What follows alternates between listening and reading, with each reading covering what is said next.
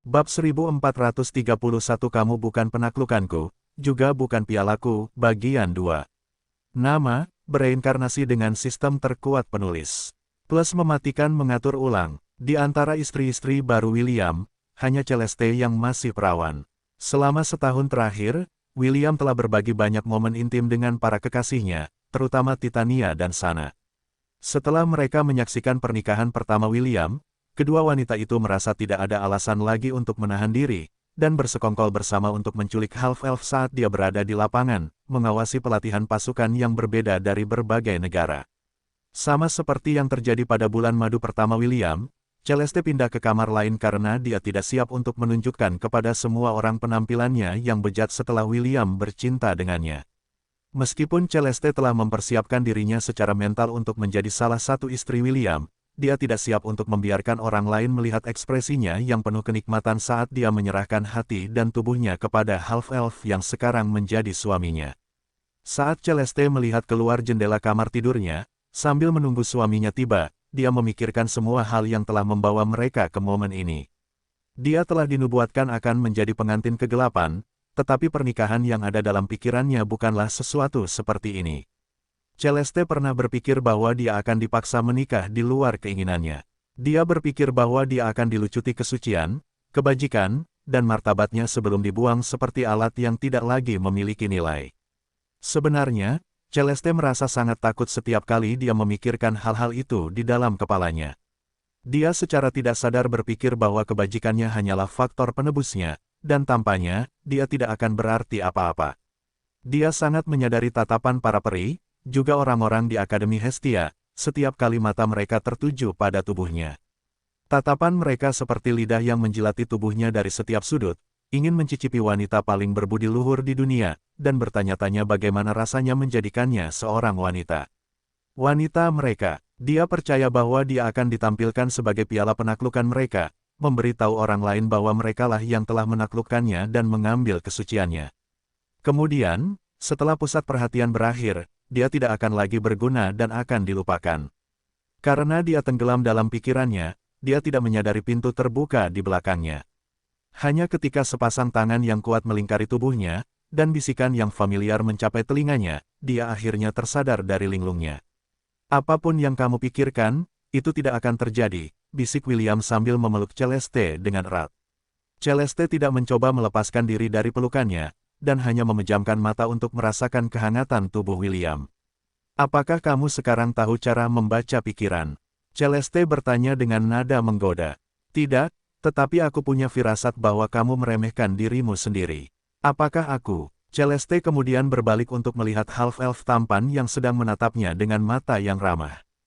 Kau bukan penaklukanku, juga bukan pialaku, kata William lembut. Aku tidak akan memamerkanmu di depan pria lain di dunia, dan membanggakan tentang menjadikan wanita mulia kesucian sebagai wanitaku. Petik 2. Bagaimana kau tahu tentang ini? Istriku yang cantik, apakah kau lupa bahwa Chloe masih setengah dari familiarmu? Apapun pikiranmu, dia juga bisa merasakannya. Dialah yang memberitahuku tentang rasa tidak aman yang kau rasakan. Celeste menundukkan kepalanya saat pipinya memerah karena malu. Dia sangat malu bahkan ujung telinganya berubah menjadi warna merah muda, yang membuat half-elf itu tertawa kecil. Kemarilah, pengantin kegelapanku. Sudah, saatnya kau menerangi hidupku, kata William dengan nada menggoda saat tangan nakalnya mulai melonggarkan gaun pengantin yang masih dikenakan Celeste, membuatnya jatuh ke lantai berkarpet, memperlihatkan tubuhnya yang cantik dan tak ternoda, yang menunggu untuk dilukis oleh warnanya. William menariknya mendekat dan mencium bibirnya. Saat ini, dia hanya mengenakan jubah mandi, jadi hanya butuh beberapa detik untuk menanggalkan pakaiannya. Saat mereka berdua berciuman, Celeste merasakan sesuatu yang panas dan keras, menekan perut bagian bawahnya. Dia tahu apa itu, membuat rona merah di wajahnya berubah menjadi lebih merah. Untuk menyembunyikan rasa malunya, dia terus mencium William, membiarkan half-elf itu mengajarinya cara berciuman dengan penuh gairah, dengan lidah mereka saling bertautan. Tak lama kemudian, wanita mulia kesucian itu mendapati dirinya dibaringkan dengan lembut di tempat tidur, saat bibir William meninggalkan bibirnya sendiri. Kau sangat cantik, Celeste, kata William sambil menatap tubuh Celeste dengan kagum. Mungkin, karena dia adalah sang perawan suci, tubuh Celeste berbau sangat harum. Wanginya sangat berbeda, namun mirip dengan milik Putri Sidoni, karena wanginya dapat dengan mudah memabukkan siapapun yang dapat mencium wanginya. Tak lama kemudian, half-elf itu menundukkan kepalanya dan mencium dada kanan Celeste sebelum menggigit ujung merah mudanya dengan lembut, yang perlahan mengeras karena bibirnya yang panas dan penuh gairah yang akan segera membuatnya tergila-gila. William tidak terburu-buru, dan hanya menikmati erangan teredam Celeste, saat bibir dan tangannya membelai bagian sensitifnya, membuat tubuhnya memanas. Sebenarnya, half-elf itu kesulitan mengendalikan dorongannya karena, seperti Putri Sidoni, sang perawan suci memancarkan feromon yang akan membuat pria manapun tergila-gila. Meski begitu, dia bertahan karena ini adalah pertama kalinya bagi Celeste dan dia ingin Celeste menikmati malam pertamanya bersamanya. Ia tidak ingin Celeste merasa menyesal telah memilihnya sebagai suaminya, dan memberinya hal terpenting yang sangat ia sayangi. Jangan ditahan, kata William sebelum menjentikkan ujung merah muda polos itu dengan jarinya sambil menatap wajah Celeste yang memerah. Hanya aku yang akan mendengar eranganmu malam ini. Jadi, tidak perlu menahannya. Tidak, jawab Celeste sambil menutupi wajahnya dengan kedua tangannya karena malu. Namun, William menyingkirkan tangannya dan memberinya ciuman yang panjang dan manis, yang membuat peri cantik itu sejenak melupakan rasa malunya. Sesaat kemudian, ciuman William, yang mirip dengan api kecil, menjalar ke bawah, menyalakan gairah yang telah tertidur di bawah tubuh polos yang telah dilindungi Celeste sepanjang hidupnya. Tidak butuh waktu lama sebelum bibir William mencium perut bagian bawahnya, tempat rahimnya berada. Ciumannya yang panas bertahan beberapa saat di titik itu sebelum bergerak menuju pintu masuknya. Jari-jari William kemudian membuka kelopak-kelopak bunga merah jambu itu, membiarkan lidahnya mencicipi bunga manis yang sebentar lagi akan menjadi miliknya sendiri. Erangan manis Celeste bergema di dalam kamar, saat William menjilati, menghisap, mencium, dan menggigitnya pelan. Sebagai seseorang yang menjalani gaya hidup pertapa, sensasi euforia yang membasahi tubuhnya membuatnya tidak dapat berpikir dengan benar. Karena William telah menyuruhnya untuk tidak menahan suaranya, dia berbaring di tempat tidur sambil merintih, sambil mencengkeram spray, mencoba menahan serangan lidah dan bibir William yang tak henti-hentinya ke tempat yang telah dia lindungi sepanjang hidupnya. Half-elf itu membutuhkan waktu yang lama untuk mempersiapkan istrinya untuk pernikahan mereka karena dia ingin Celeste selamanya mengingat momen ketika dia merenggut kesuciannya. Will, aku takut, kata Celeste saat tubuhnya gemetar. Dia merasa khawatir karena perasaan senang yang dirasakannya perlahan-lahan menumpuk, mengancam akan membuatnya gila saat mencapai puncaknya. Merasa bahwa Celeste benar-benar merasa takut, half-elf itu menciumnya dengan lembut sebelum mengangkat kepalanya untuk menatapnya. Wajah peri cantik itu memerah, dan payudaranya yang menggerahkan itu naik turun, sementara tubuhnya gemetar tak berdaya karena euforia yang telah menguasainya. William tahu bahwa Celeste telah mencapai batasnya, jadi dia memutuskan untuk memeluknya sampai dia kembali tenang. Meskipun dia ingin menancapkan kejantanannya jauh di dalam Celeste, dan membuatnya gila, dia juga tidak ingin menghancurkannya. Celeste tidak seperti Putri Sidoni yang terlahir untuk menerima hasrat duniawi. Peri itu adalah seseorang yang sangat mementingkan kebajikannya, jadi ada ketakutan halus di dalam hatinya yang terwujud saat tubuhnya perlahan-lahan menyerahkan dirinya pada kenikmatan daging. Menit demi menit berlalu saat William memeluk tubuh Celeste yang lembut dan membara dengan penuh kasih, membisikkan kata-kata kepastian dan cinta di telinganya. Akhirnya, seolah-olah dia akhirnya telah mempersiapkan hati dan pikirannya untuk melakukan perbuatan itu, lengan Celeste melingkari tubuh William saat dia berinisiatif untuk menciumnya. Ciuman itu panjang dan manis. Namun, ada sedikit kesedihan di dalamnya. Kesedihan dan penerimaan pasrah bahwa dia akan mengambil risiko yang akan mengubah hidupnya selamanya. Will, bantu aku, kata Celeste setelah ciuman mereka berakhir. Bahkan jika aku bilang berhenti, jangan berhenti. Jika aku memohonmu untuk mengampuniku, jangan. Aku tidak ingin mundur sekarang karena kita sudah sejauh ini.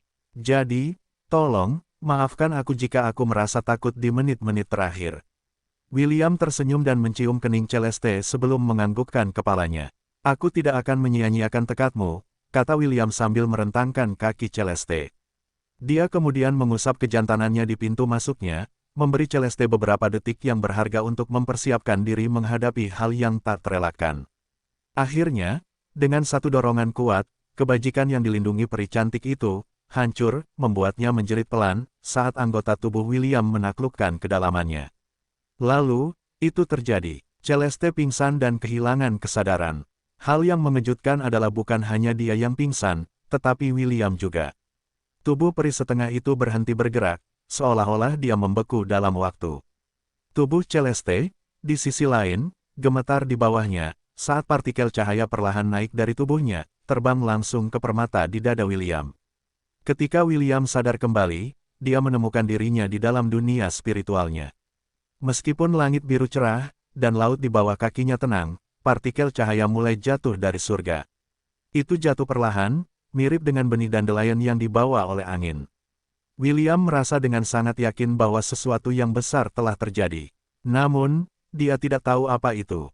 Tidak peduli seberapa keras ia mencoba merasakan perubahan apapun di dalam tubuhnya, satu-satunya hal yang dapat ia rasakan adalah bahwa ia tampaknya dimandikan dengan perasaan hangat dan menyegarkan, seolah-olah mengatakan kepadanya bahwa semuanya akan baik-baik saja. Akhirnya, dunia di sekitarnya berubah. Ia tidak lagi berada di dalam dunia spiritualnya, dan kembali ke dalam kamar tidur, menatap istrinya yang tak sadarkan diri, yang tubuhnya akan bergetar dari waktu ke waktu, seolah-olah sesuatu yang sangat berharga darinya sedang diambil. Pada saat itulah William menyadari bahwa benihnya perlahan-lahan dilepaskan di dalam rahimnya, yang mungkin juga menjadi salah satu alasan mengapa tubuh Celeste bergetar. Pelepasan yang tak terduga, yang mungkin mengakibatkan hilangnya kendali William setelah menjadi satu dengannya, membuatnya merasa sedikit malu, tetapi ia mengesampingkan rasa malunya saat ia membelai sisi wajah Celeste, menggunakan mantra diagnostik untuk memastikan bahwa tidak ada yang salah dengannya. Sebuah desahan kemudian keluar dari bibir William ketika ia memastikan bahwa Celeste baik-baik saja. Seolah menunggu saat itu, mata Celeste terbuka lebar, dan menatap William dengan linglung. Sesaat kemudian, dia merasakan sesuatu yang panas mengalir di dalam rahimnya, membuat wajahnya memerah karena menyadari bahwa dia pingsan setelah William menyatakan kesuciannya. "Maafkan aku," Celeste meminta maaf. "Aku tidak tahu apa yang terjadi." Diam." William meletakkan jarinya di bibirnya, untuk menghentikannya mengatakan apapun. "Tidak apa-apa, kamu tidak melakukan kesalahan apapun." Si peri setengah itu sekali lagi memeluk Celeste, dan Celeste membalas pelukannya. Dia masih bingung tentang apa yang baru saja terjadi, tetapi merasakan kehangatan William di dalam dan luar tubuhnya, menenangkannya sejenak. Beberapa menit kemudian, keduanya akhirnya kembali tenang. "Mari kita mulai lagi," kata William lembut. "Kali ini, aku tidak akan menahan diri, jadi aku minta maaf jika aku agak kasar." "Tidak apa-apa jika agak kasar," jawab Celeste sambil memegang tubuh William yang kuat. "Bercintalah denganku, Will." Tidak lama kemudian, suara teriakan kenikmatan Celeste, serta napas terengah-engah sang half-elf memenuhi ruangan saat mereka bercinta satu sama lain berulang kali. Tidak lagi menahan diri, Celeste bergerak bersamanya, dan tidak melawannya, membuat William merasakan kekencangan yang nyaman yang mendorong pelepasan benihnya, membuat mereka berdua merasakan kenikmatan yang tulus, saat mereka menyempurnakan pernikahan mereka. Ketika itu berakhir, mereka berdua saling berpelukan saat Celeste berbaring di atas William. Keduanya masih berhubungan, dan menikmati sisa-sisa kenikmatan bercinta mereka. "Aku tahu ini agak terlambat, tapi kurasa sekarang aku mengerti bagaimana rasanya jatuh cinta," kata Celeste sambil menatap mata hijau William, yang warnanya mirip dengan matanya sendiri. "Aku senang," jawab William sambil menatap Celeste dengan tatapan penuh kelembutan dan kasih sayang. "Mari kita terus saling mencintai mulai sekarang, oke?" "Memem." Celeste bersenandung sambil menyandarkan kepalanya di dada William, menikmati kekuatan yang terpancar dari tubuhnya. Keduanya terus bertahan dalam posisi itu sambil tertidur. Keduanya tahu bahwa saat pagi tiba, mereka berdua akan bangun, masih berpelukan, dalam pelukan penuh kasih. Ketegangan halus terasa di udara saat hari yang ditentukan semakin dekat. William terus menaklukkan Dungeon satu demi satu, memperkuat pasukannya dengan kemampuan terbaiknya. Bangsa-bangsa di dunia juga mengintensifkan pelatihan mereka, secara teratur melakukan pertempuran tiruan dengan para raksasa yang ditempatkan oleh half-elf di wilayah 1000 binatang miliknya. Pada awalnya, perbedaan kekuatan menyebabkan pasukan menjadi hancur, menyebabkan para prajurit menderita luka parah. Karena para raksasa mengendalikan kekuatan mereka, tidak ada kematian yang terjadi selama pertempuran tiruan ini. Namun, Saat pasukan dunia belajar dari kesalahan mereka, strategi dan formasi pertempuran mereka menjadi lebih baik, menyesuaikan diri dengan ukuran dan kekuatan para raksasa, memaksa para raksasa untuk tidak lagi menahan diri, dan mengerahkan seluruh kemampuan mereka. Senjata yang diciptakan oleh para pemikir hebat dari berbagai ras juga menunjukkan keberanian mereka, yang membuat half-elf dan sekutunya merasa sedikit lebih percaya diri.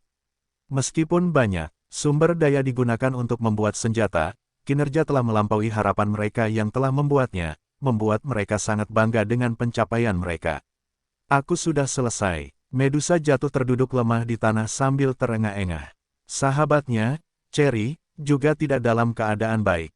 Yang termuda dari semua virtues, duduk di tanah, tidak peduli jika gaunnya kotor karena dia juga terengah-engah.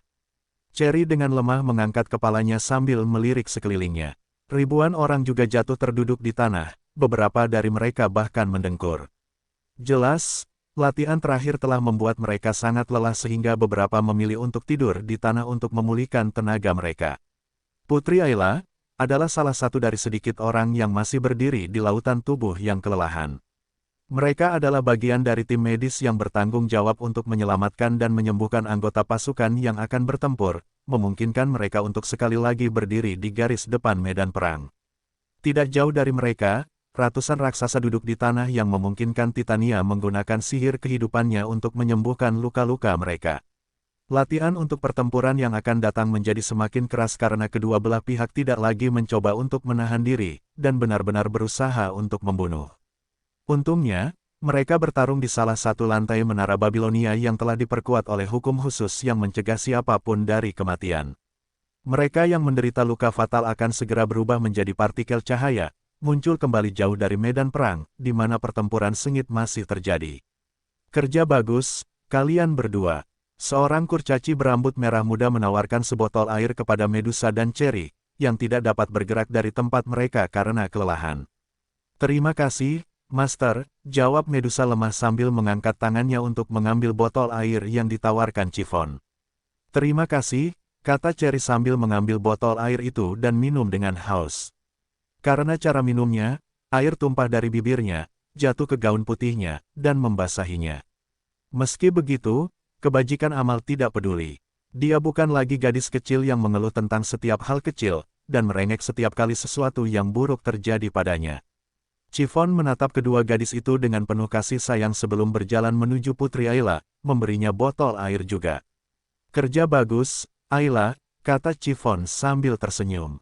Kau menjadi jauh lebih kuat. Putri Ayla tersenyum dan menganggukkan kepalanya. Terima kasih, Chiffon. Kau luar biasa tadi. Putri Ayla adalah bagian dari tim medis, sementara Chiffon adalah bagian dari barisan depan pasukan. Pada awalnya, pasukan merasa cemas untuk melihat Chiffon bertarung bersama mereka di garis depan karena dia terlihat seperti gadis kecil, dan juga salah satu istri William. Namun, kecemasan mereka hilang ketika Chiffon mengangkat senjatanya, dan berubah menjadi raksasa setinggi 20 meter, mengacungkan tongkatnya, Sarur, seperti dewa perang di medan perang, membuat raksasa dan manusia terbang ke segala arah. Karena itu, dia mendapat julukan raksasa berserker, karena setiap kali dia muncul di medan perang, semua orang akan terpental. Terkadang, dia bertarung bersama pasukan manusia, di waktu lain, dia bertarung bersama para raksasa. Karena itu, semua orang merasakan tongkat yang kuat, Sarur, yang mulutnya akan mengutuk, dan menjelek-jelekkan orang yang terkena, membuat mereka menderita kerusakan fisik dan emosional. Seminggu kemudian, William serta para raja dan kaisar dari berbagai bangsa, sekali lagi bertemu di lantai Asgard untuk melakukan pertemuan triwulanan mereka. Setiap raja akan memberikan laporan tentang status pasukan mereka, serta persiapan yang telah mereka buat untuk pertempuran yang akan datang. Meskipun tidak ada yang menginginkannya terjadi, rasa persaingan terbentuk di antara negara-negara saat mereka mencoba mengalahkan satu sama lain dalam meningkatkan kekuatan dan strategi militer mereka. William menyambut perubahan ini karena memungkinkan semua orang untuk tumbuh, dan membuat mereka berusaha untuk mencapai puncak kesempurnaan. Sementara ini terjadi, orang berjubah putih, yang dulunya milik Orde Suci Cahaya, menatap langit. Matanya menembus kehampaan, dan ekspresi serius muncul di balik topeng yang dikenakannya. Akhirnya dimulai, orang berjubah putih itu bergumam sambil melepaskan topeng dari wajahnya. Dia kemudian memanggil tanduk putih yang tampak begitu polos sehingga tidak ada yang akan melihatnya lagi. Namun, trompet yang dipegangnya bukanlah trompet biasa. Trompet itu dapat mengeluarkan suara yang dapat mencapai sudut-sudut dunia yang jauh, sehingga mereka dapat mendengar bahwa akhir zaman sudah di depan mata, memberi tahu mereka bahwa mereka yang ingin menghancurkan dunia mereka akhirnya telah datang. Menempatkan trompet putih di bibirnya yang lembut, wanita itu meniup trompet, Gejalarhorn, yang menyampaikan berita bahwa akhir dunia sudah dekat. Suara yang panjang dan menggema itu bergema di seluruh dunia Hestia. Dimanapun seseorang berada, apapun yang mereka lakukan, apapun yang mereka rasakan, mereka semua mendengar suara keras dan menggema yang membuat wajah mereka semua menjadi muram. William dan para penguasa dari setiap negara menghentikan diskusi mereka dan saling melirik dengan heran. Semuanya, cepatlah, perintah William, bersiaplah untuk pertempuran, bersiaplah untuk perang. Raungan keras tanda pengakuan bergema di dalam ruang pertemuan sebelum setiap pemimpin dunia berteleportasi menjauh dari lantai Asgard untuk kembali ke negara masing-masing. William juga tidak menunda dan menghilang dari tempatnya berada. Beberapa saat kemudian, dia muncul kembali di samping wanita berjubah putih, yang masih meniup trompet di tangannya. Dia tidak menghentikannya karena sudah menjadi tugasnya untuk memperingatkan dunia bahwa sudah waktunya mengangkat senjata mereka untuk memperjuangkan semua yang mereka anggap suci. Akhirnya, wanita berjubah putih itu berhenti meniup trompet di tangannya dan berbalik menghadap William. 2 hari dari sekarang, mereka akan mendarat, kata wanita berjubah putih itu sambil mata emasnya bersinar samar. Di mana mereka akan muncul? Tanya William. Ini adalah pertanyaan yang paling penting karena itu juga akan memungkinkan mereka untuk mempersiapkan penyambutan yang pantas bagi tamu tak diundang mereka yang akan datang dari kehampaan. Wanita berjubah putih itu tersenyum sebelum memproyeksikan peta benua tengah. Dia kemudian menunjuk ke salah satu kekaisaran di dalamnya, memberitahu half-elf di mana mereka akan memusatkan sebagian besar pasukan mereka untuk bertarung. Anda tidak perlu melihat jauh, Yang Mulia, jawab wanita berjubah putih itu dengan nada menggoda. Mereka akan mendarat, tepat di depan pintu Anda. Wajah William menjadi serius karena dia mengerti apa yang wanita berjubah putih itu coba katakan. Tempat di mana portal kehancuran akan muncul dan memungkinkan para raksasa jatuh ke dunia, sehingga mereka dapat mendatangkan malapetaka di tanah Hestia, tidak lain adalah Kekaisaran Ainsworth. Negara itu akan segera menjadi medan perang-perang terbesar yang pernah ada di dunia. Bagus, kata William saat matanya berubah keemasan, bersinar samar. Aku punya skor untuk diselesaikan dengan mereka. Wanita berjubah putih itu tersenyum dan menganggukkan kepalanya. Aku juga, Will, kata wanita berjubah putih itu. Aku juga, perang yang telah merenggut dunia mereka ribuan tahun lalu, akan dimulai. Lagi, kali ini, William dan wanita berjubah putih tidak akan membiarkan hasil yang sama terjadi. Saat mereka menatap ke dalam kehampaan, melihat jutaan raksasa yang perlahan tapi pasti, berjalan menuju dunia yang mereka rencanakan untuk dihancurkan saat trompet Gejalarhorn dibunyikan, semua orang di dunia secara naluriah tahu bahwa hari penghakiman telah tiba. Seolah-olah untuk mengonfirmasi ketakutan terbesar mereka, raja-raja dari setiap bangsa membuat pengumuman bahwa musuh mereka telah datang, dan semua pasukan mereka akan dimobilisasi untuk menghadapi mereka. Seperti yang mereka rencanakan sebelumnya, semua non-kombatan akan ditempatkan di lantai-lantai Babilonia yang berada di bawah otoritas William. Menara tersebut dilindungi oleh hukum yang kuat yang mencegahnya dirusak oleh kekuatan luar. Karena itu adalah tempat teraman di dunia, sampai setiap anggota aliansi menghembuskan napas terakhir mereka. Karena mereka telah berlatih bagaimana evakuasi akan dilakukan beberapa kali selama setahun terakhir, orang-orang yang tidak ikut bertempur sudah tahu apa yang harus dilakukan. Tua dan muda, yang merupakan bagian utama dari mereka yang akan berlindung dari perang, berkumpul di lantai-lantai Babilonia saat jembatan Bifrost meluas ke setiap bagian dunia Hestia. Semua pria dan wanita yang sehat memilih untuk berjuang demi dunia mereka, hanya menyisakan yang tua, yang terlalu lemah untuk bertarung, dan anak-anak, yang terlalu muda untuk memegang senjata. Setelah mengetahui di mana para raksasa akan muncul, pasukan dunia mulai berkumpul dan tiba di Kekaisaran Ainsworth. Pemandangan yang luar biasa, kata Albert dengan kagum. Saya tidak menyangka saya akan bisa hidup cukup lama untuk melihat pasukan dunia bersatu demi tujuan bersama.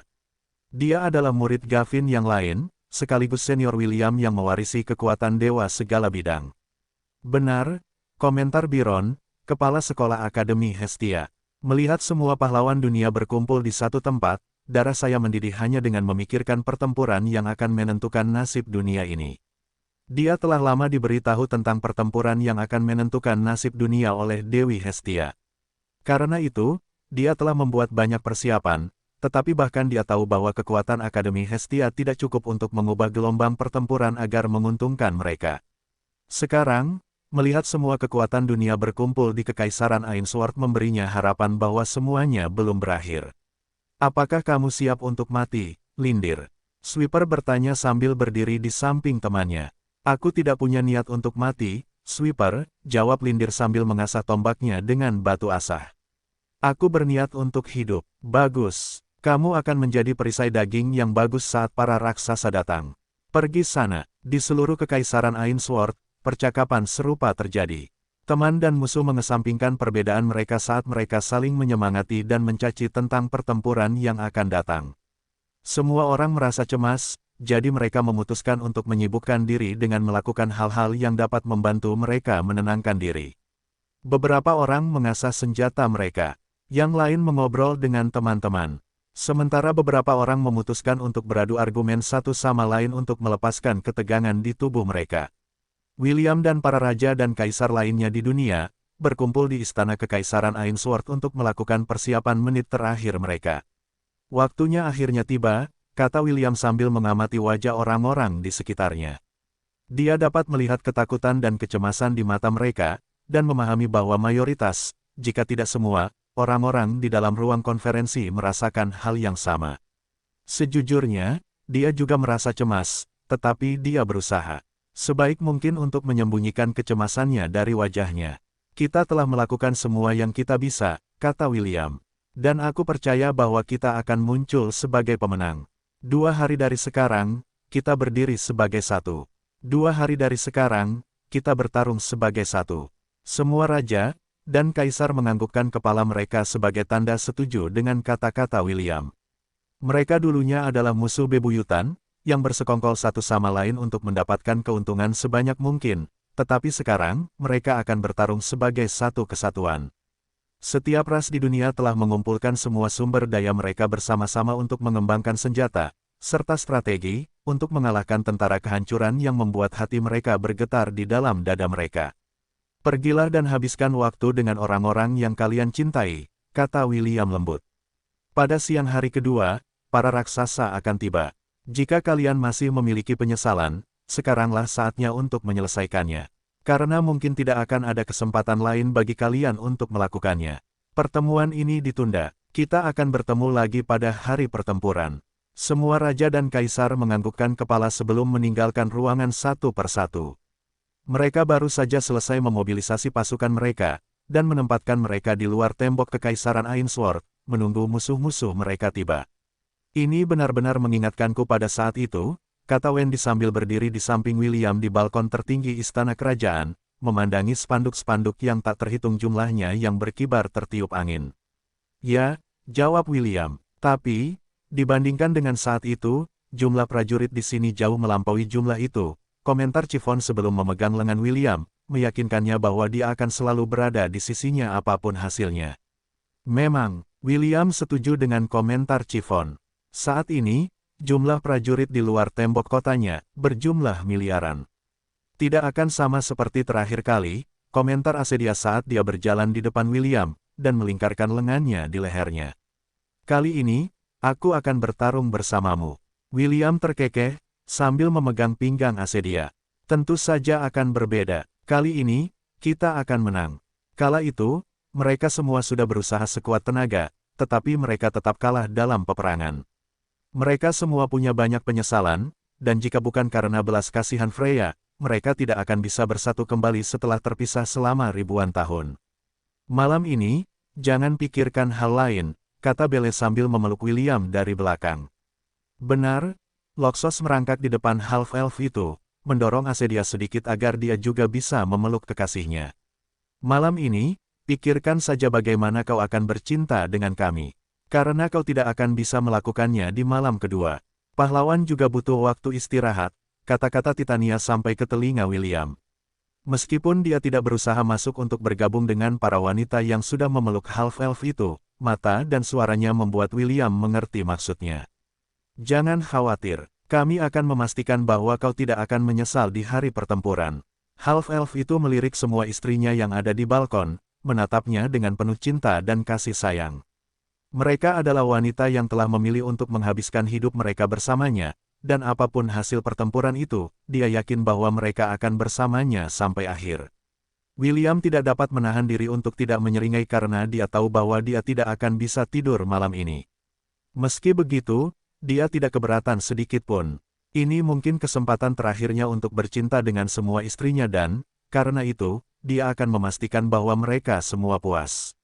Dia akan memastikan bahwa tidak ada dari mereka yang menyesal. Sebelum dunia akhirnya menemui kiamatnya 2 malam sebelum kedatangan pasukan kehancuran. Suara keceriaan bergema di sekitar saat orang-orang makan dan minum sepuasnya. Half-elf telah membuka rumah harta karunnya dan membeli makanan dan minuman terbaik untuk para prajurit yang akan bertempur dengan mempertaruhkan nyawa mereka saat matahari mencapai puncaknya pada hari kedua. Tentu saja, minuman tersebut tidak mengandung alkohol karena William tidak ingin para prajurit mabuk berat saat mereka menghadapi Harbinger of Destruction di dunia. Saat William masih menjadi Einherjar di Asgard, ia dan rekan-rekannya akan menikmati pesta besar sebelum melakukan kampanye untuk melindungi dunia di bawah perlindungan Odin. Mereka semua tahu bahwa tidak semua dari mereka akan dapat kembali setelah kampanye berakhir, jadi mereka memutuskan untuk menikmati momen itu bersama rekan-rekan mereka. Bahkan Sweeper, yang merasa cemas, melepaskan diri dan menari di sekitar api unggun, membuat sukunya bersorak atas penampilannya. Aku Sweeper dan aku rapi, aku suka gadis cantik dan aku suka makan gelombang, Sweeper bernyanyi sambil memegang sebotol anggur palsu di tangannya. Mereka bilang aku jahat, tapi aku baik, jadi diamlah sekarang dan makanlah. Bagus, kau melakukannya dengan baik, Sweeper. Bernyanyilah lebih banyak, hahaha. Mendengar dorongan dari sekelilingnya, Sweeper mulai bernyanyi dan menari lagi, membuat sukunya, dan yang lainnya yang melihatnya dari jauh, bertepuk tangan. Itu adalah malam yang panjang. Mungkin malam terpanjang yang pernah dialami semua orang dalam hidup mereka. Para raja dan kaisar juga berkumpul bersama dan berpesta. Tak seorang pun dari mereka mengenakan mahkota di kepala mereka karena, saat ini, mereka tidak ingin merayakan sebagai penguasa. Mereka ingin merayakan sebagai orang biasa yang tidak memikul beban negara mereka di pundak mereka. William juga bergabung dengan mereka karena dia tahu bahwa mungkin tidak akan ada kesempatan lain untuk berbicara dengan orang-orang yang sombong ini, yang telah mengesampingkan harga diri mereka untuk berjuang di sisinya selama akhir dunia. Tepat setelah pukul 3 pagi, semua orang mendengar suara harpa. Harpa itu membawa melodi yang menyentuh jiwa, membuat yang lain merasa mengantuk. Titania, sang ratu peri yang cantik, memainkan harpanya dan membuat semua orang tertidur, membiarkan mereka beristirahat sehingga mereka memiliki kekuatan untuk mengambil senjata dan bertarung saat para raksasa tiba.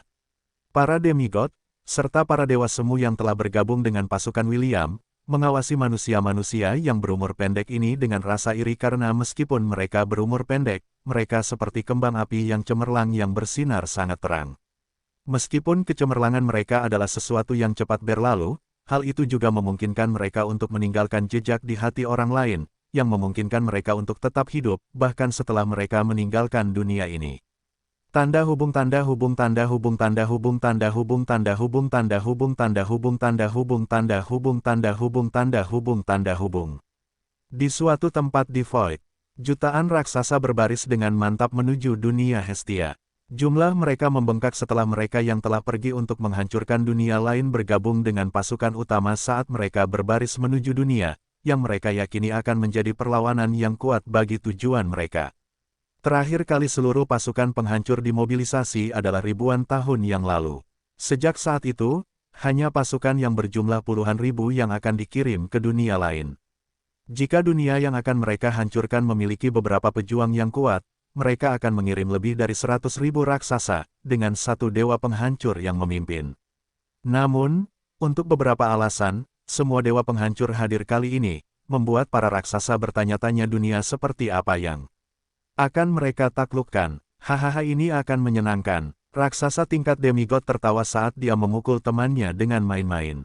Apakah kamu bersedia bertaruh? Taruhan apa? Raksasa tingkat demigod lainnya bertanya. Taruhan tentang siapa di antara kita yang akan membunuh orang paling banyak di dunia biru di sana. Tentu, bagaimana mungkin aku bisa kalah dari orang lemah sepertimu? Bagus, jangan lupakan kata-kata itu. Aku akan membuatmu memakannya nanti. Seolah-olah, para raksasa penghancur adalah sekelompok yang haus darah. Setelah menghancurkan ribuan dunia, rasa haus mereka akan kehancuran seperti bernapas bagi mereka. Mereka semua sangat gembira ketika melihat bahwa ketiga dewa penghancur memimpin pertempuran. Itu hanya berarti bahwa mereka akan melawan banyak orang kuat, yang akan segera menjadi makanan mereka, memungkinkan diri mereka menjadi lebih kuat saat mereka berpesta dengan daging mereka. Tiga dewa penghancur berada di paling belakang formasi. Mereka berjalan dengan santai karena mereka tahu bahwa tidak ada kekuatan di dunia yang dapat menghentikan mereka. Berdiri di depan mereka adalah seorang raksasa, yang tampak berbeda dari yang lain. Raksasa itu memiliki dua tanduk panjang, menonjolkan asal-usul iblisnya, tetapi yang membedakan raksasa ini dari tiga dewa penghancur adalah pangkatnya. Itu adalah raksasa di puncak pangkat dewa semu. Bagi seseorang dengan pangkat seperti itu untuk bepergian bersama para dewa penghancur adalah hal yang tidak pernah terdengar karena itu berarti mereka memperlakukan raksasa itu sebagai salah satu rekan mereka. Kita hampir sampai, Ahriman, salah satu dewa penghancur, Owuwo, berkata sambil tersenyum. Bagaimana kalau kau membawa Vanguard bersamamu dan menyelesaikan masalah dengan orang yang membuatmu dalam keadaan yang menyedihkan seperti itu? Aku yakin kau sangat ingin menghancurkan semut itu sendiri, bukan? Bagaimana menurutmu, semuanya? Kedengarannya menarik, dewa penghancur lainnya, yang bernama Nergal, tertawa, setelah mendengar usulan Owuwo. Aku tidak keberatan, bagaimana denganmu, Surter? Seorang raksasa, yang memegang pedang menyala di tangannya, berjalan dengan tenang tanpa banyak perubahan dalam ekspresinya. Ia tidak langsung menjawab, seolah merenungkan apakah usulan rekan-rekannya akan membahayakan gambaran besar yang ia bayangkan. Owuwo dan Nergal hanya menunggu jawabannya karena mereka sudah tahu seperti apa sikapnya sekarang. Surter adalah raksasa yang lebih sedikit bicara dan lebih banyak membunuh. Baginya, berbicara adalah tugas, jadi ia tidak banyak bicara. Akhirnya setelah hampir 10 menit, dewa penghancur akhirnya menjawab pertanyaan mereka. Lakukan apa yang kau mau. Itulah jawaban Surter, membuat Owuwo menyeringai. Pergi dan pimpin serangan, Ahriman, kata Owuwo. Kami tidak keberatan jika kau menghancurkan pasukan yang melawan sebelum kami tiba di sana. Benar, komentar Nergal dari samping. Kami akan mengawasi kinerjamu dari sini, jadi pastikan kau melakukan pekerjaan dengan baik dan pastikan niat baik yang telah kami berikan kepadamu tidak akan sia-sia. Ahriman tidak menjawab, dan hanya mempercepat langkahnya. Setelah kehilangan tubuh utamanya, ia terpaksa melarikan diri ke kehampaan dan mencari bantuan dewa kehancuran agar mereka dapat menciptakan tubuh sementara untuknya. Karena tubuh yang ia gunakan saat ini bukanlah tubuh aslinya, kekuatannya hanya mencapai puncak Pseudo God Rank, membuatnya merasa sangat getir, tetapi tidak ada yang dapat ia lakukan.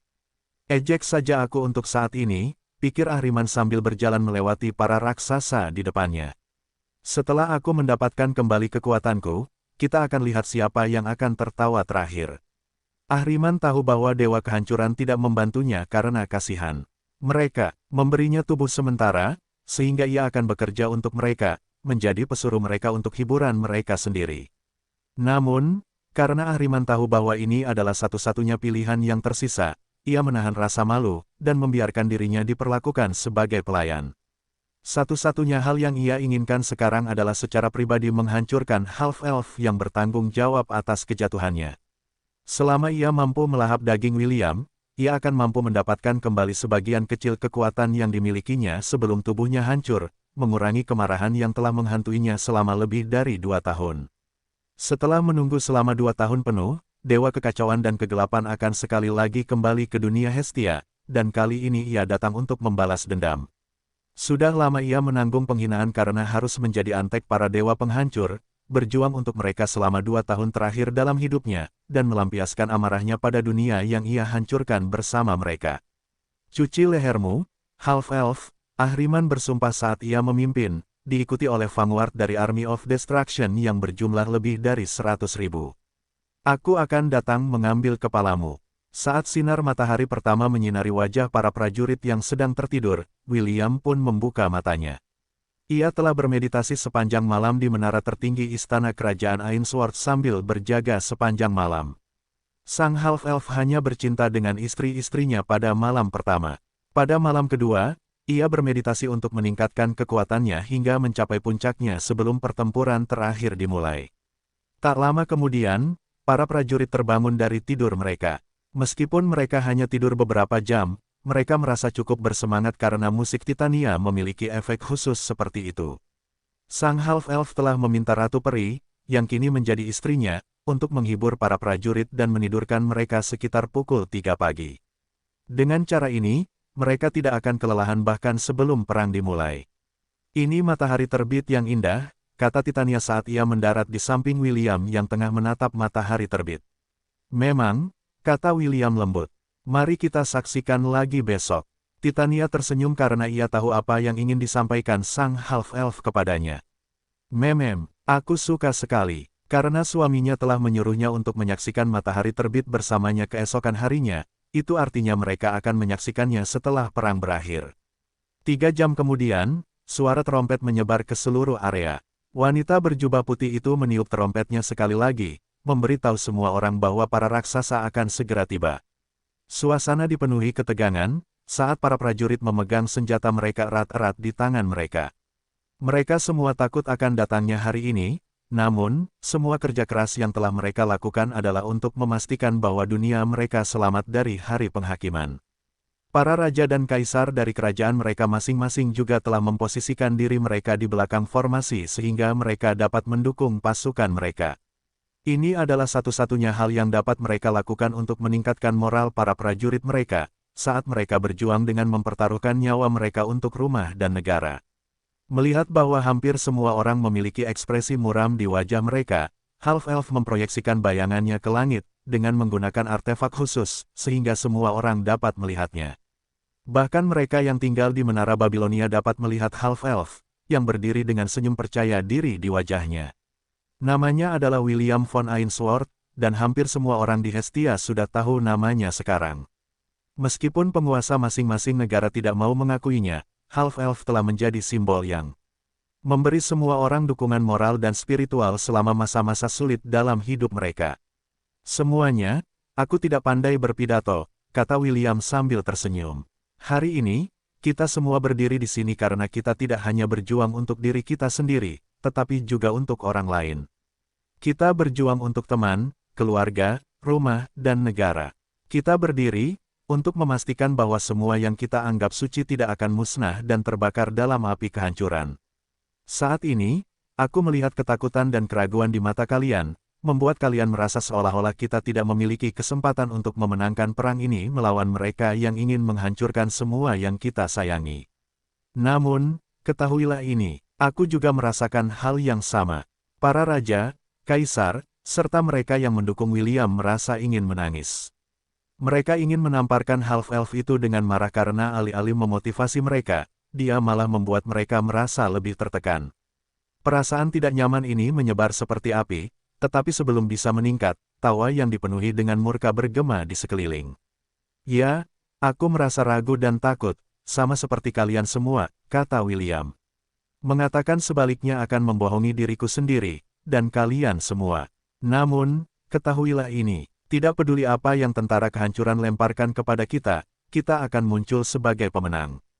Kita tidak akan kalah." Anda bertanya, mengapa? Hening sejenak berlalu sebelum William mengangkat tangan kanannya tinggi-tinggi ke udara, menghadap ke surga. Membuat semua orang, bahkan mereka yang berada di Menara Babilonia menatapnya dengan penuh harap.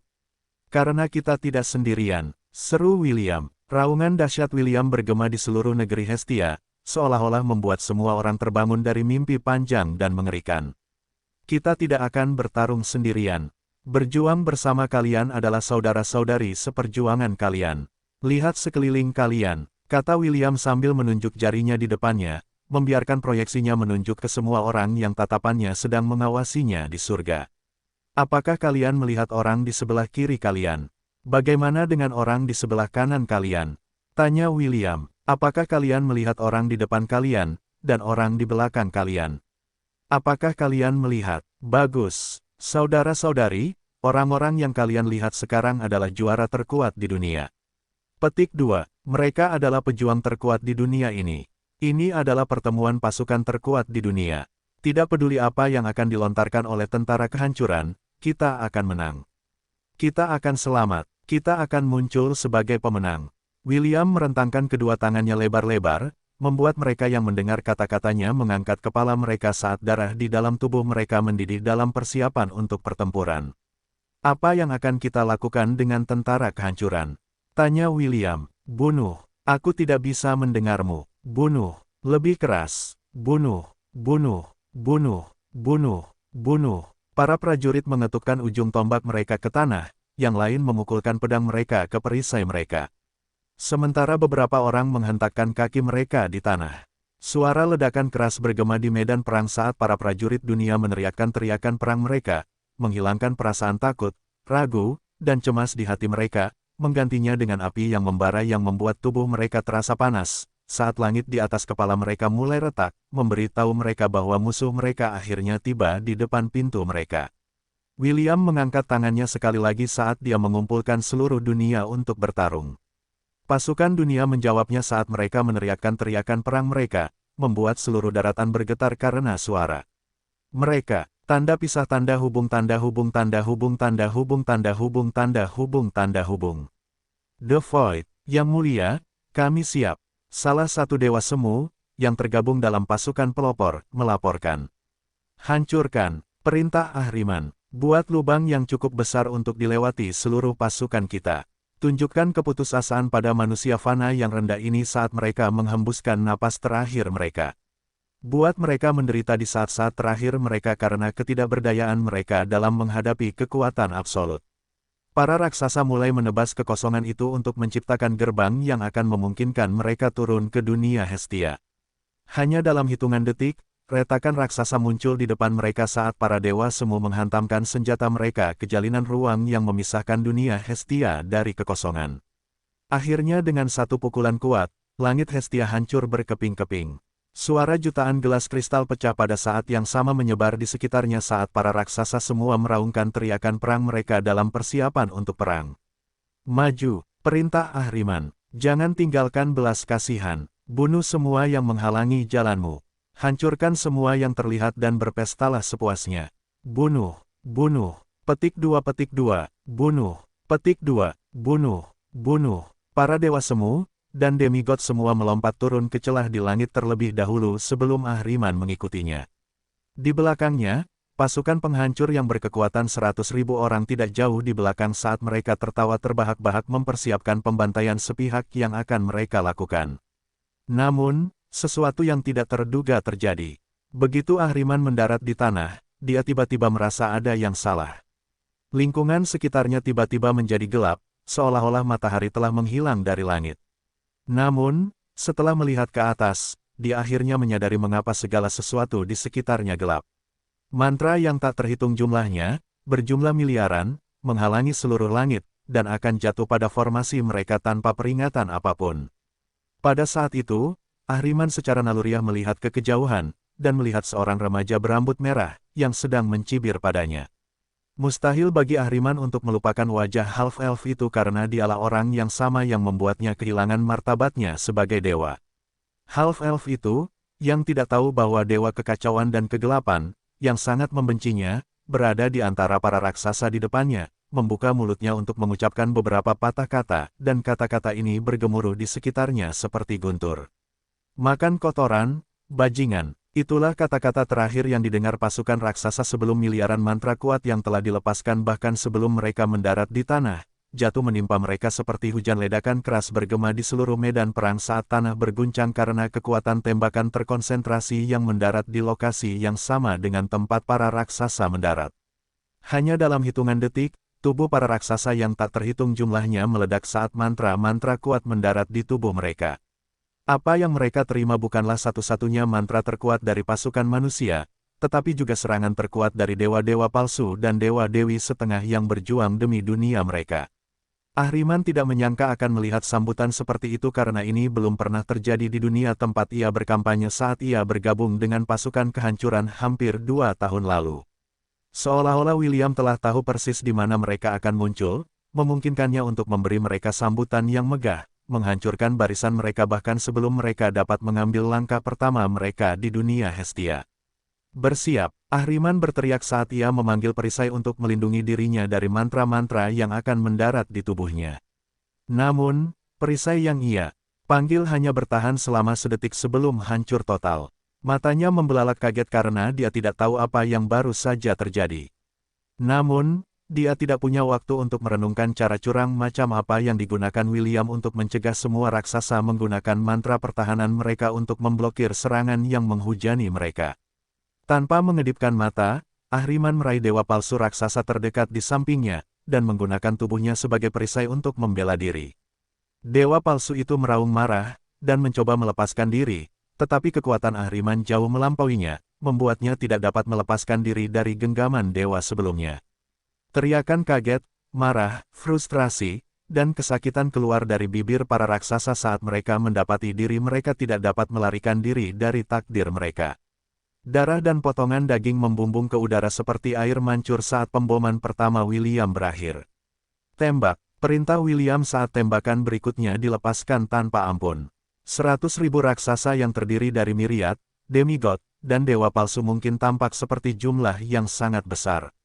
Namun, yang mereka hadapi adalah miliaran prajurit. Barisan mereka mungkin lebih lemah dari musuh-musuh mereka, tetapi jumlah dan kegigihan mereka menebusnya.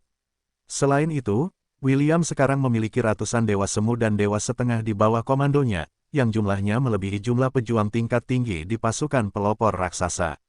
Sederhananya, pasukan yang dibawa Ahriman bersamanya tidak memiliki peluang sejak awal. Pasukan penghancur berjumlah sekitar 10 juta, dan mereka hanya mengirim 100.000 prajurit mereka, berpikir bahwa itu akan cukup untuk mematahkan perlawanan dunia yang akan mereka invasi.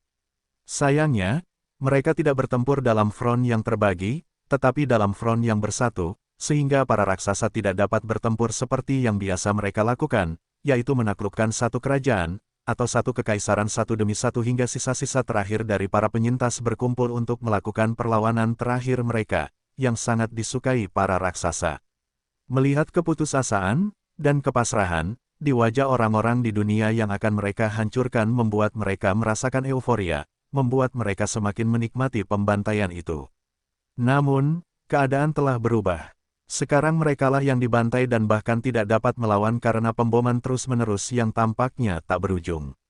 Ketika satu demi satu raksasa mati, Ahriman buru-buru mundur, menggunakan siapapun yang dapat ia tangkap sebagai perisai sambil berusaha sekuat tenaga untuk menahan pukulan sepihak yang mereka alami untuk pertama kalinya. Ketika hampir semua raksasa telah padam, Ahriman meraung marah dan mengaktifkan kristal pengembaliannya, yang memungkinkannya untuk berteleportasi kembali ke sebagian besar pasukan utama. Kristal ini hanya diberikan kepada komandan pasukan penghancur. Tak seorang pun dari mereka ingin menggunakannya karena hal itu akan membuat mereka menjadi bahan tertawaan seluruh pasukan. Namun, Ahriman tidak punya pilihan selain melakukannya, meskipun ada kemungkinan diejek oleh 3 dewa penghancur yang telah menugaskannya untuk memimpin barisan depan ke medan perang. Tepat saat raksasa terakhir jatuh ke tanah dan mati, seberkas cahaya melesat ke atas, meninggalkan dunia Hestia di belakang. Momen itu tidak luput dari pandangan half-elf itu, tetapi dia tidak memperdulikannya. Tidak ada yang bisa dilakukan untuk masalah ini, dan dia tidak ingin mengkhawatirkan setiap hal kecil. Dia tidak tahu bahwa orang yang berhasil melarikan diri adalah Ahriman dan, bahkan jika dia tahu, dia tetap tidak akan melakukan apapun untuk menghentikannya. Saat ini, dia adalah pilar dunia, dan dia tidak bisa begitu saja mengikuti. Dewa kekacauan dan kegelapan ke dalam kehampaan, tempat seluruh pasukan penghancur menunggu. Berhenti, perintah William dan pemboman berhenti. Melambaikan tangan kanannya, half-elf itu membubarkan asap tebal yang menghalangi pandangan mereka, memperlihatkan kepada semua orang mayat para raksasa yang tergeletak di tanah. Tidak seorang pun tahu siapa yang memulainya, tetapi teriakan kemenangan yang keras terdengar. Segera, itu menyebar seperti api liar, membuat semua pasukan di dunia juga berteriak. Mereka telah memenangkan pertempuran babak pertama, dan itu meningkatkan keberanian mereka, memberi mereka keyakinan bahwa kemungkinan untuk menang itu ada. Mereka tahu bahwa ini hanyalah awal dari pertempuran, dan mengerti bahwa kelompok raksasa berikutnya yang menyerbu dunia mereka akan dipersiapkan untuk sambutan khusus mereka. Namun, itu tidak masalah. Sebuah kemenangan, tidak peduli seberapa kecil, tetaplah sebuah kemenangan. Seolah menunggu saat itu, William mengangkat tangan kanannya tinggi-tinggi ke udara, membuat sorak-sorai semua orang semakin keras. Meningkatkan moral pasukan adalah hal yang baik karena akan memberi mereka cukup keberanian untuk menghadapi apa yang akan datang selanjutnya. Half-elf itu tahu bahwa gelombang berikutnya tidak akan semudah itu diatasi karena musuh tahu apa yang akan mereka lakukan sekarang. Namun, dia baik-baik saja dengan itu. Mereka telah menyiapkan lebih banyak kejutan untuk tamu tak diundang mereka dan berharap bahwa pada saat orang-orang hebat yang sebenarnya tiba, mereka akan telah menghancurkan lebih dari setengah pasukan kehancuran, memberi mereka sedikit peluang kemenangan melawan para dewa kehancuran yang membuat hati para dewa lainnya gemetar ketakutan, hahaha. Ini rekor baru, Nergal tertawa setelah melihat ekspresi Ahriman yang kalah saat kembali ke kehampaan sendirian. Kau baru di sana selama 5 menit, dan sekarang kau kembali dengan wajah seperti pecundang. Kau sangat mengecewakanku, Ahriman. Owo tersenyum, saat ia melihat rekannya memarahi mantan dewa kekacauan dan kegelapan itu. Namun, meskipun ia tersenyum, ada sedikit rasa tidak puas di wajahnya. Ahriman telah turun ke dunia Hestia dengan 100.000 raksasa dari vanguard mereka. Meskipun jumlah ini cukup kecil dibandingkan dengan sebagian besar pasukan mereka, itu lebih dari cukup untuk menghancurkan seluruh dunia, bahkan jika ada pembela yang kuat yang melindunginya. Surter bahkan tidak melihat ke arah Ahriman, dan hanya menatap planet biru yang indah di kejauhan. Sebagai dewa penghancur, ia dapat merasakan bahwa saat ini hanya ada satu dewa di dunia, dan itu tidak lain adalah Dewi Hestia, yang saat ini dalam kondisi lemah. Akan tetapi, ketika Ahriman dan para raksasa turun, Dewi itu tidak bergerak dari posisinya, yang membuat Surter bertanya-tanya apakah ada dewa lain yang hadir dalam diri Hestia. Bukan hanya Surter yang berpendapat demikian. Owo dan Nergal pun sama, dan mereka mengamati permukaan dunia untuk melihat apakah ada dewa lain, yang akan mampu melawan kekuatan mereka, yang menghalangi jalan mereka. Akan tetapi, setelah menyapu seluruh permukaan dunia, mereka tidak menemukan seorang pun yang keilahiannya setara dengan Hestia atau mereka. Ceritakan kepada kami apa yang terjadi, perintah Surter sambil melirik Ahriman yang sedang berlutut di tanah dengan kepala tertunduk. Mantan dewa kekacauan dan kegelapan itu menggigit bibirnya karena frustrasi, tetapi tetap memutuskan untuk memberitahu ketiga dewa kehancuran apa yang terjadi segera setelah ia turun ke dunia yang akan mereka hancurkan. Kami disergap, Ahriman melaporkan. Begitu kami muncul, rentetan mantra sudah akan jatuh di kepala kami, tidak memberi kami waktu untuk melancarkan serangan balik.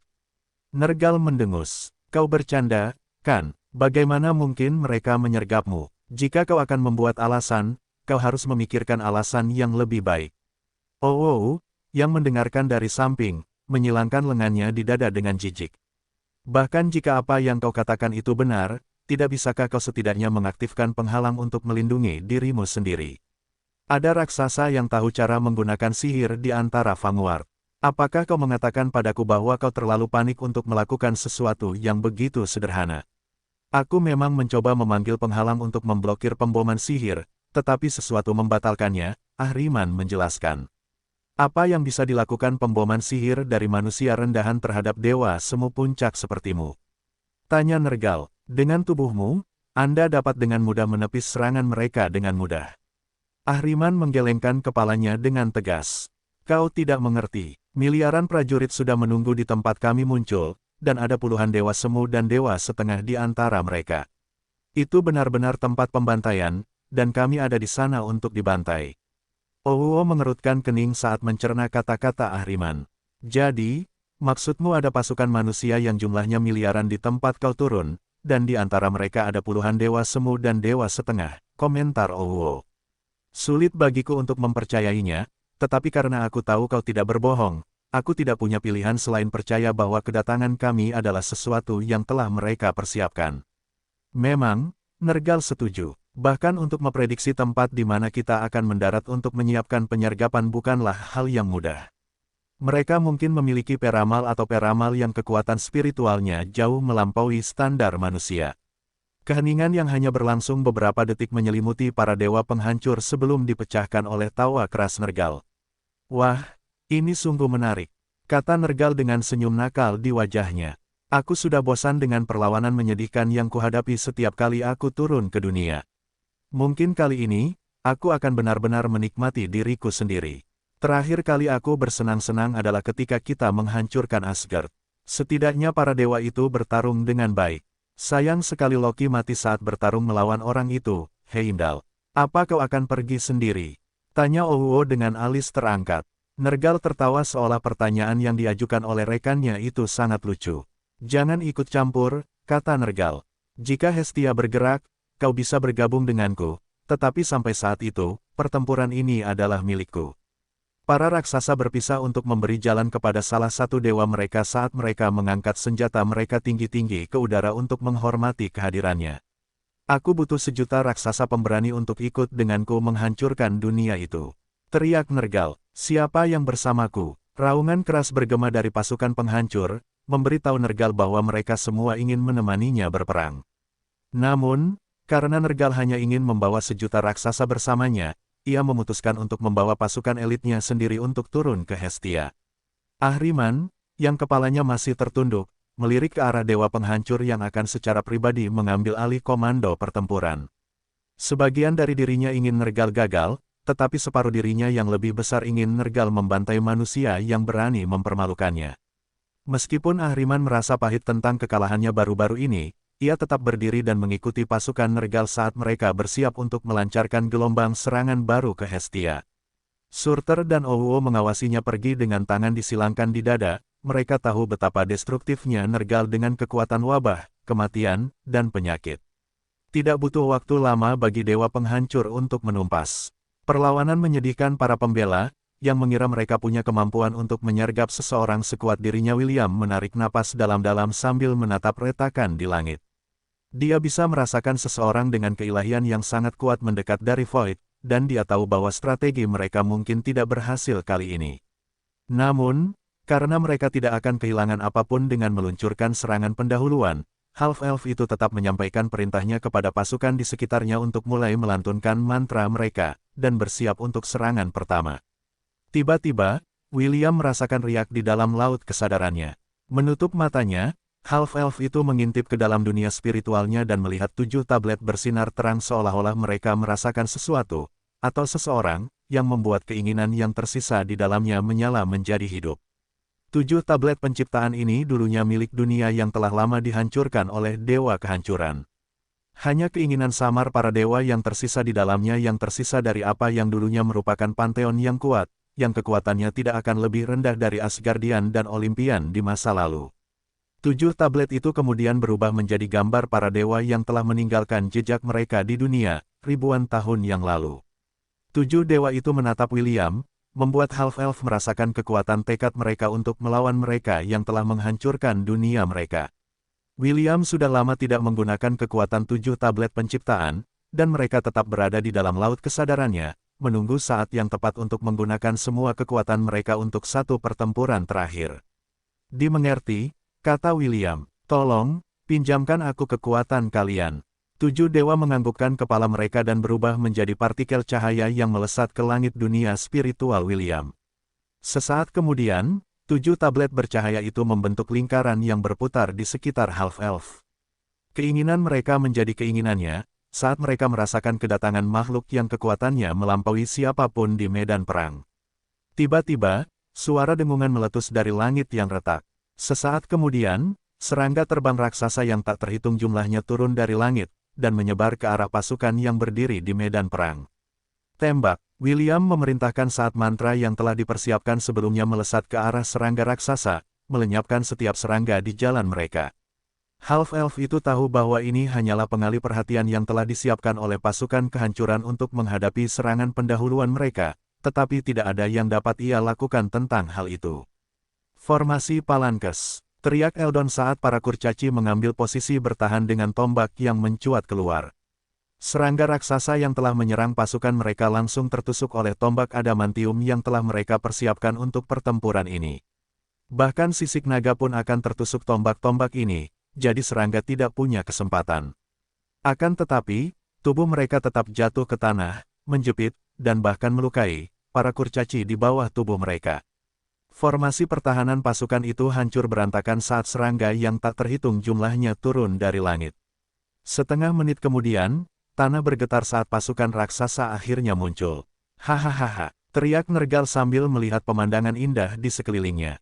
Bagus, ini bagus. Kalian hebat, manusia. Kupikir Ahriman hanya membuat alasan ketika dia mengatakan bahwa pasukan yang jumlahnya miliaran sedang menungguku saat aku tiba.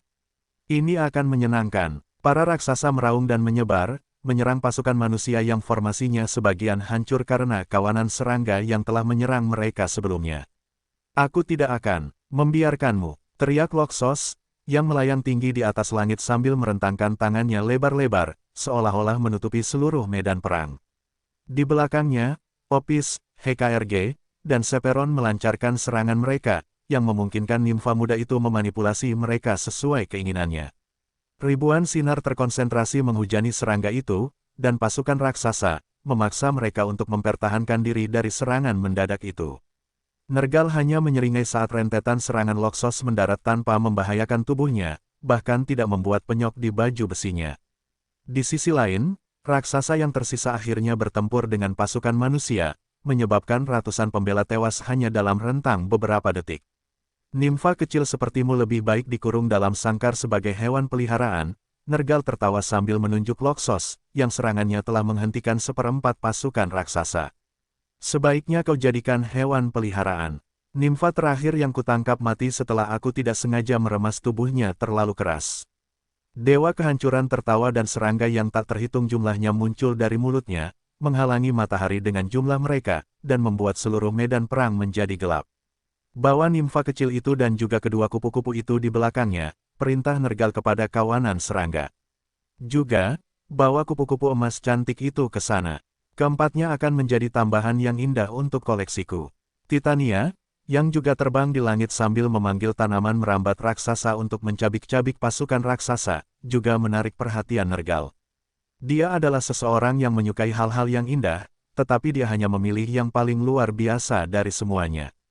Keindahan, kekuatan, dan ketangguhan. Itulah persyaratan yang dicarinya saat menangkap wanita di dunia yang dikunjunginya secara pribadi, lalu dia menjadikan mereka mainannya sampai mereka hancur. Dia menemukan kegembiraan yang luar biasa saat melihat keputusasaan di wajah mereka, saat dia menyiksa mereka sepuasnya. Suara orang-orang yang sekarat, atau hampir mati, bergema di seluruh medan perang membuat Nergal semakin tertawa, menambah jumlah serangga raksasa yang keluar dari mulutnya. Mereka tidak bisa bertahan lebih lama lagi, kata Erinis kepada salah satu kurcaci yang memegang artefak di tangannya. Sekarang atau tidak sama sekali. Kurcaci itu menganggukkan kepalanya dan mengaktifkan artefak yang telah ia dan rekan-rekannya kerjakan dengan keras selama setahun terakhir, sebagai persiapan untuk pertempuran besar ini. Di suatu tempat di dunia Hestia, sebuah altar menyala dan menembakkan seberkas cahaya ke langit. Beberapa altar lainnya mengikutinya hingga sinar yang tak terhitung jumlahnya, dari seluruh dunia, bergabung bersama, memandikan seluruh medan perang dalam cahaya ungu, mirip dengan apa yang terjadi di benua selatan bertahun-tahun yang lalu. Tiba-tiba, suara pecah yang keras terdengar, mirip dengan ribuan gelas yang pecah pada saat yang bersamaan. Serangga yang telah menutupi langit segera berubah menjadi patung kristal ungu sebelum jatuh ke tanah. Kau ingin sepotong diriku? Loksos meraung sambil mengangkat tangannya, menangkap jutaan serangga kristal di langit, membuat mereka melayang di atas medan perang. Kalau begitu, kemari dan ambillah. Patung-patung kristal yang tak terhitung jumlahnya itu kemudian berputar di langit, mirip dengan bor yang dapat menembus tanah tanpa kesulitan apapun. Seperon dan Ifrit kemudian melepaskan serangan api terkuat mereka, yang memungkinkan Loksos untuk menanamkannya ke patung-patung kristal di bawah kendalinya. Ubah semuanya menjadi abu, teriak Loksos sambil mengarahkan jarinya ke arah pasukan raksasa, serta dewa kehancuran yang penuh kebencian di depannya. Kuburan, kunang-kunang, bor api yang tak terhitung jumlahnya menghujani medan perang, mirip dengan hujan meteor. Bor-bor itu menciptakan ledakan dahsyat dimanapun mereka mengenai, membuat para pembela bersorak saat para raksasa, yang telah membunuh rekan-rekan mereka, hancur berantakan oleh serangan habis-habisan Loksos yang diperkuat oleh kekuatan api gelap dan api merah, yang cukup kuat untuk mengubah semua yang mereka sentuh menjadi abu asap tebal menutupi pandangan semua orang saat Loxos melepaskan neraka di bumi menggunakan patung-patung kristal, dikombinasikan dengan api gelap Seperon dan api merah berapi Ifrit. Semua orang menyaksikan dengan napas tertahan, saat mereka menunggu asap menghilang, memungkinkan mereka untuk melihat kehancuran yang telah dilakukan Nim pada tentara kehancuran. Tiba-tiba, dari dalam asap tebal, tawa keras muncul. Hembusan angin kencang meniup asap, membuat wajah semua orang menjadi muram setelah mereka melihat hasil yang tidak ingin mereka lihat. Berdiri di tengah tentara kehancuran adalah seorang raksasa yang memiliki tubuh singa, sayap elang, dan kepala iblis dengan tanduk. Di tangan kiri raksasa itu, dia memegang gada dengan kepala singa di atasnya, di tangan kanannya, dia memegang pedang hijau yang tampaknya berbau racun mematikan. Meskipun serangan habis-habisan Loxos berhasil membunuh beberapa raksasa, dia hanya mampu membunuh beberapa ribu dari mereka, yang merupakan jumlah yang sangat kecil dari pasukan yang berjumlah sejuta orang yang dibawa Nergal bersamanya ke Hestia. Usaha yang bagus, Nim kecil, Nergal terkekeh saat mata iblisnya menatap Loxos yang menatapnya dengan tak percaya. Apakah kau benar-benar berpikir bahwa dewa semu sepertimu dapat melawan dewa? Kau pasti sudah gila. Para raja, serta pasukan mereka, yang mengira bahwa mereka akhirnya menang dalam pertempuran merasa merinding saat mereka menatap wujud asli Nergal, yang benar-benar mengerikan untuk dilihat. Semuanya, jangan gentar, teriak Loxos. Ayo kita lakukan sekali lagi. Loxos tidak dapat menyelesaikan kata-katanya karena tiba-tiba dia merasa tidak dapat menggerakkan tubuhnya dengan benar. Sesaat kemudian, dia terbatuk, dan darah mengalir dari bibir merahnya, membuatnya merasa seolah-olah kekuatannya terkuras dari tubuhnya. Bukan hanya dia yang merasakan hal itu, dewa-dewa palsu lainnya serta pasukan manusia semuanya batuk darah. Sesaat kemudian, mereka mengalami kesulitan menggerakkan tubuh mereka, seolah-olah mereka perlahan-lahan menjadi lumpuh. Oh, jadi akhirnya berhasil, Nergal bertanya dengan nada menggoda. Apakah kamu benar-benar berpikir bahwa aku, dewa wabah dan penyakit, hanya menciptakan serangga biasa untuk bermain-main dengan kalian semua? Serangga yang berasal dari dalam tubuhku menciptakan racun yang kuat, dan menyebarkannya melalui udara dengan sayap mereka. Namun, tidak perlu khawatir. Itu tidak fatal. Yang dilakukannya adalah melemahkan tubuh dan menyebabkan kelumpuhan. Dengan begitu, aku bisa lebih menikmati keputusasaan di wajah kalian saat aku mencabik-cabik kalian semua. Dewa wabah dan penyakit memberi isyarat dan pasukan penghancur menyerbu ke arah pasukan manusia yang melemah, menciptakan pembantaian sepihak. Hah, suara yang luar biasa, Nergal tertawa saat suara jeritan menyebar ke seluruh lingkungan saat pasukan mencoba mempertahankan diri dari serbuan para raksasa. Sedangkan untukmu, hewan peliharaan kecilku, kemarilah. Nergal menarik, menciptakan hembusan angin kencang, menarik Loxos ke arahnya. Karena tubuh nimfa muda itu lumpuh, dia tidak dapat melakukan apapun kecuali menatap tak berdaya ke arah dewa penghancur yang ingin mencelakainya. Namun, sebelum Loxos dicengkeram oleh dewa yang sadis itu, William muncul dan menangkap istrinya, membawanya ke tempat yang aman. Nergal mengerutkan kening karena dia tahu bahwa William tidak terpengaruh oleh racun yang menyebar ke seluruh lingkungan. Begitu, jadi kau pasti bocah William yang dibicarakan Ahriman, komentar Nergal saat sudut bibirnya terangkat. Kurasa aku akan memberikanmu padanya sebagai kenang-kenangan, agar dia bisa membalas dendam. Nergal tidak terlalu khawatir tentang half-elf yang tidak terpengaruh oleh spora beracun yang telah dilepaskan oleh serangganya. Ini bukan pertama kalinya hal itu terjadi, dan ada banyak pembela di dunia yang telah dihancurkannya yang memiliki kemampuan yang sama. Sebagai dewa wabah dan penyakit, ia memiliki cara yang lebih mengerikan untuk membuat targetnya mati dengan sangat lambat dan menyakitkan. Namun, sebelum Nergal bahkan dapat melepaskan penularannya di medan perang, suara trompet bergema di sekitarnya.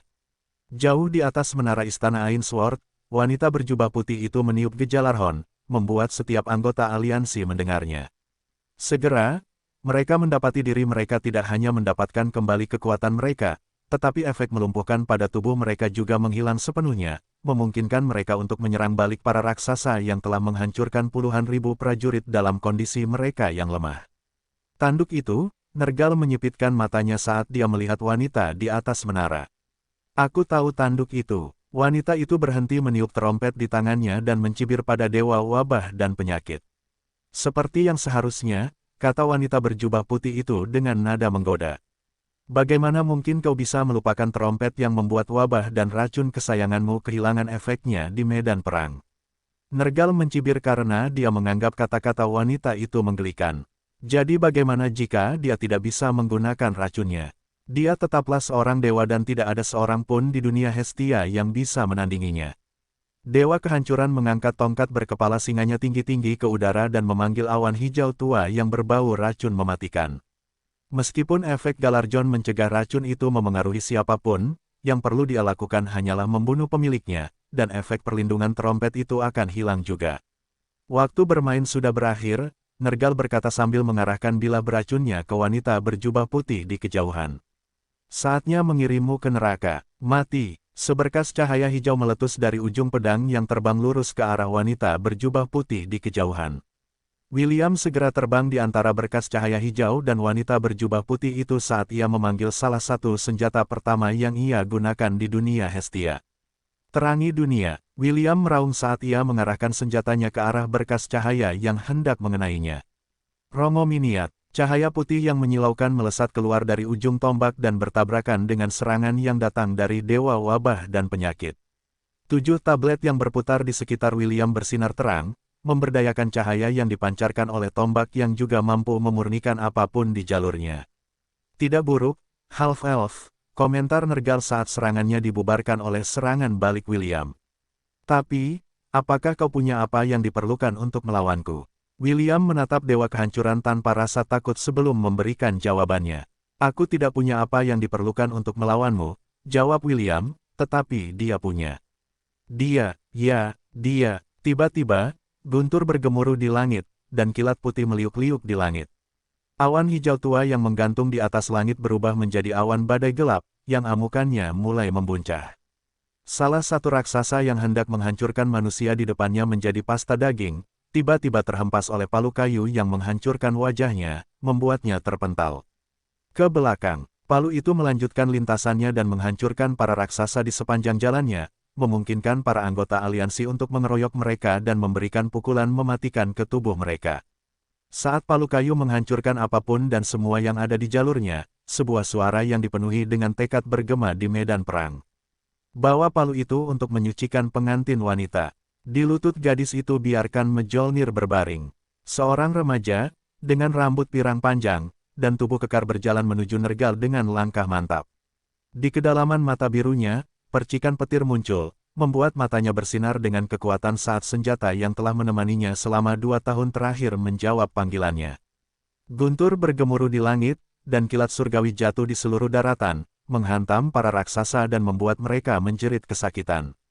Di masa lalu, dia hanyalah seorang remaja gemuk tanpa sifat-sifat yang dapat ditebus, tetapi kemudian dia bertemu dengan teman akrab William, Elliot, dan yang terakhir menjadi gurunya, mengajarinya cara menggunakan kekuatannya.